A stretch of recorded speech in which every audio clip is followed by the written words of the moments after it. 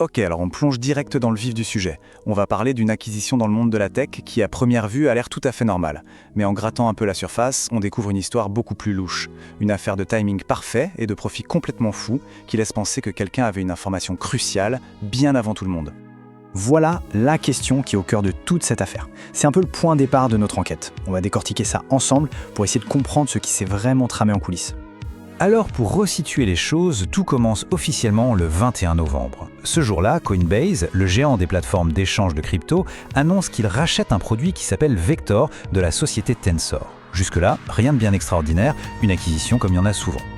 Sauf que la vraie histoire, elle, ne commence pas le jour de l'annonce, non, elle commence 36 heures avant. Et c'est là que ça devient complètement dingue. On assiste à une activité de trading délirante sur le jeton du projet, le dollar TNSR. Quelque chose d'énorme était clairement en préparation. Pour bien comprendre, revenons au 19 novembre. La situation est calme. Le jeton dollar TNSR vaut à peu près 33 millions de dollars. Un chiffre correct, mais rien d'exceptionnel. Une valorisation normale, quoi. Et là, c'est l'explosion. En à peine 36 petites heures, juste avant que l'annonce officielle ne tombe, la valeur du jeton s'envole et atteint un pic de 283 millions de dollars. On a fait plus que x8 en un jour et demi. C'est juste énorme. Cette chronologie, elle est super parlante. Le 19, les achats massifs démarrent. Le 20, les volumes d'échanges deviennent colossaux. Ils explosent littéralement. Et le 21, comme par magie, pile au bon moment, Coinbase fait son annonce. Un timing tellement parfait que ça ne peut tout simplement pas être une coïncidence. Et voilà la confirmation. Cette citation, elle est limpide. Cette flambée des prix, ce n'était ni de la chance, ni de la spéculation au hasard. Non, c'était directement et intimement lié à l'annonce de l'acquisition. Du coup, la vraie question, ce n'est pas s'il y a un lien, mais bien qui était au courant. Et c'est là que l'enquête prend une tournure vraiment intéressante. En fouillant dans les données publiques de la blockchain, les analystes sont tombés sur une première piste, une preuve concrète. Et elle mène à quelqu'un qui, disons-le, n'a pas été des plus discrets. Alors, juste un petit point technique pour que tout le monde suive. Une transaction on-chain, ça veut dire qu'elle est inscrite sur la blockchain, ce grand registre public que tout le monde peut consulter. C'est transparent. Et c'est justement grâce à cette transparence que notre premier suspect s'est fait pincer. Accrochez-vous, voici l'histoire de ce portefeuille. Le 15 novembre, il achète pour environ 33 000 $ de jetons. Quelques jours plus tard, au sommet de la vague, son petit investissement vaut plusieurs millions.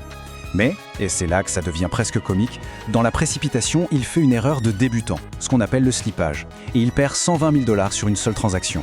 Et le clou du spectacle, il retire le reste de son argent directement sur son compte Coinbase, l'entreprise même qui est au cœur de l'affaire. Difficile de laisser une trace plus évidente. Mais attention, cette transaction, aussi parlante soit-elle, c'est vraiment la partie émergée de l'iceberg. C'est une super piste, bien sûr, mais en réalité, ce n'est qu'une toute petite fraction de ce qui s'est réellement passé. Le gros du mystère, il est ailleurs. Ce graphique parle de lui-même. Sur plus de 350 millions de dollars échangés, il n'y a que 30 petits millions qui sont traçables on-chain. Ça veut dire que plus de 90% des échanges, l'énorme majorité de l'opération, a eu lieu sur des plateformes centralisées, à l'abri des regards. Et pour bien se rendre compte de l'ampleur du truc, il faut savoir qu'en temps normal, ce jeton s'échangeait pour 5 ou 6 millions de dollars par jour. C'est tout. Là, on est passé de 6 millions à plus de 350 millions en quelques jours. C'est une anomalie statistique complète. C'est pas juste une bonne journée. Et là, un autre détail qui sème le trouble. Pendant l'heure la plus chaude, l'heure critique juste avant le pic, le plus gros du volume ne se fait pas sur Coinbase, qui est pourtant l'acheteur. Non, ça se passe sur Binance, leur plus grand rival. Ça rend l'histoire encore plus étrange, non ?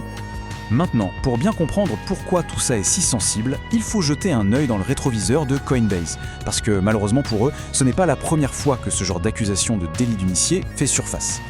On a un cas très concret, l'affaire Ishan-Wayeh en 2023. C'était un chef de produit chez Coinbase. Il a été condamné à 2 ans de prison. Pourquoi ? Pour avoir fait fuiter des infos confidentielles à son frère et à un ami, pour qu'il puisse acheter des jetons juste avant qu'ils ne soient listés sur la plateforme. Donc on le voit, le délit d'initié chez Coinbase, ce n'est pas une rumeur, c'est un fait avéré qui a déjà mené à une condamnation. Alors, que s'est-il passé après que tout ça a éclaté ? Eh bien, face à des signaux aussi alarmants, on se serait attendu à une réaction, à des explications claires. Mais c'est tout le contraire qui s'est produit. La réaction, ou plutôt l'absence de réaction, n'a fait qu'ajouter à la confusion. Le tableau est assez parlant. D'un côté, on a des actions. Tensor se lance dans une restructuration d'entreprise hyper compliquée, un peu opaque. Et de l'autre côté, rien.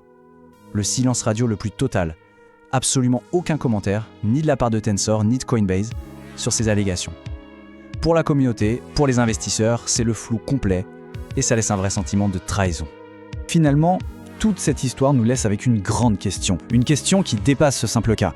Le monde des cryptos, il est bâti sur une promesse de transparence, de règles inscrites dans le code qui s'appliquent à tous. Mais cette affaire nous rappelle brutalement que derrière le code, il y a des humains. Et avec les humains, vient la cupidité. Alors la vraie question c'est, est-ce qu'on pourra un jour vraiment réguler ça ?